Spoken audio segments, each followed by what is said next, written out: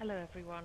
Thanks Medora for asking me to read, and also Cotton Thorne of Peace Train for organising this event on the Four Bridges Sim, which is a fantastic sim where Amnesty International and Peace Train are involved. And this Peace Fest is every year. I've always wanted to be involved. It raises money for some very important charities, and I'll be tipping straight after reading. I hope people keep coming over to Four Bridges to donate into the boxes here on stage. It's also lovely to look around and see so many poets for peace. It's great when the poets are mobilized to come here and read their poems and put everything into it. And just to think of you all around the world, reading into your microphones, bringing your best poem and poems written for peace and reading them into the mic.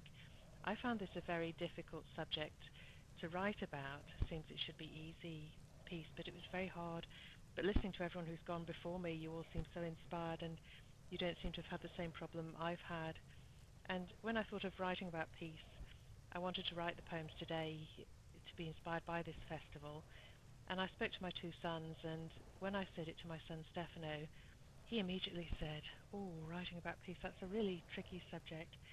So maybe children understand that more quickly than we do."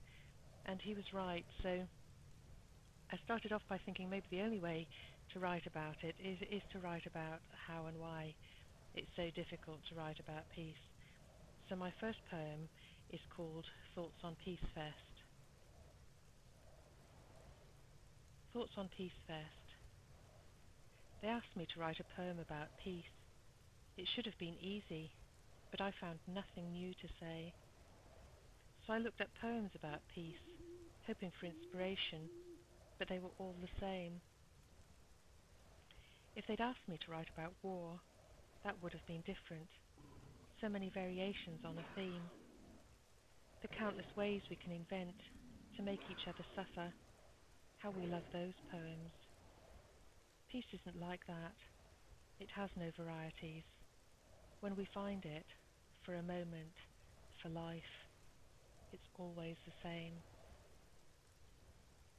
And that was my first poem on peace, inspired by my older son, Stefano, who's 13.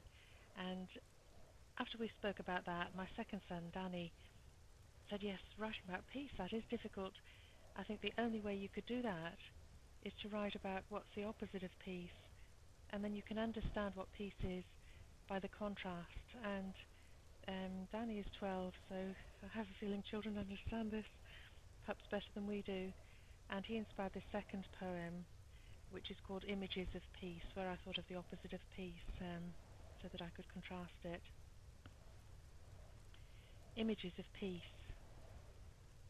The silence in the room where a baby who has cried all day lies sleeping.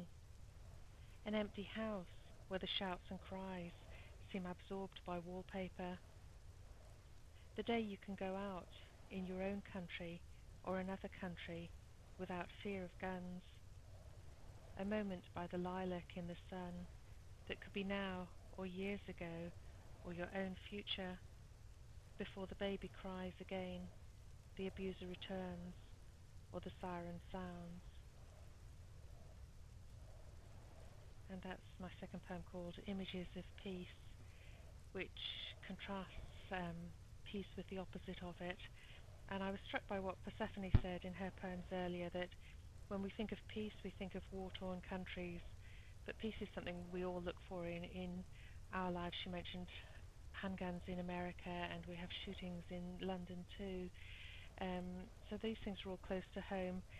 And in this poem I wanted to put those three things. There's a baby who cries, and then there's silence, and I had babies with colic, so I know that peace that a mother needs, but that was still a good thing to go through. And I was also born in Belfast, and I lived there with my family when the Troubles started, so I know what it's like to come from one country where there were guns and bombs at that time, and to come to England and to know the peace and safety of coming to another country. So I have a lot of sympathy for asylum seekers, and I wanted to put that in the poem. And the third one in here is the abuser and the cries that seem absorbed by the wallpaper, which comes from a neighbour of mine who is going through a lot of domestic violence with her children, and would never talk about it until she escaped one day.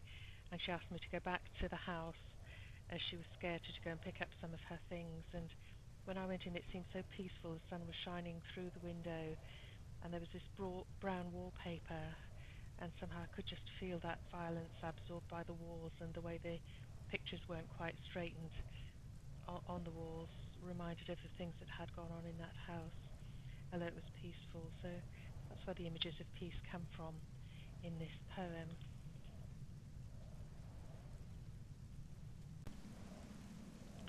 And I'll end with a poem about pure peace. And in the last poem, I mentioned a moment by the lilac in the sun, which is my own garden. And I've been gardening all day today. I gardened for 3 hours, clearing my garden to try and get some peace and inspiration for the poems today. So the garden is a place where you can find peace wherever you live, at least for a moment. And that's where this poem comes from. It's called Bliss. Bliss. Even in London, as day turns to evening, there is a stillness, a scent of leaves and silence pierced by birdsong. The red of the rose tempts us to draw near, bend, breathe in the perfume deeply. There is no addiction greater, no smell sweeter, except the scent of newborn child to mother. Here where brambles smother gardens, we pluck ripe blackberries. Taste how sweet.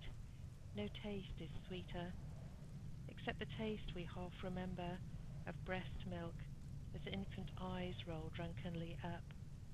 These are our joys. This is bliss, and suffering is for other poems. It's called War on Dissent.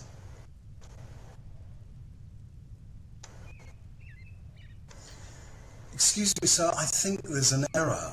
It says here you're fighting a war against terror. Major Smith said, and George Bush repeated, that one day you'll have this terror defeated.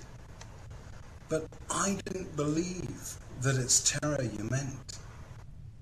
I think you're fighting a war on dissent. You say that your aim is full spectrum dominance, global supremacy, USA prominence. You're killing for peace and imposing democracy. Imprisoning freedom, that's blatant hypocrisy. It's blindingly clear as we huddle in fear. Whether we protest or whether we cower, we're crushed by the heel of American power. So that's the first one. They're just short little poems. Let me plug another one into the line reader. It takes a little bit of time to load.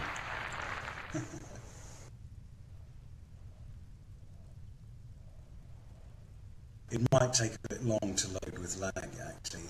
The last one was all plugged in. So I'll just read the next one without the line reader.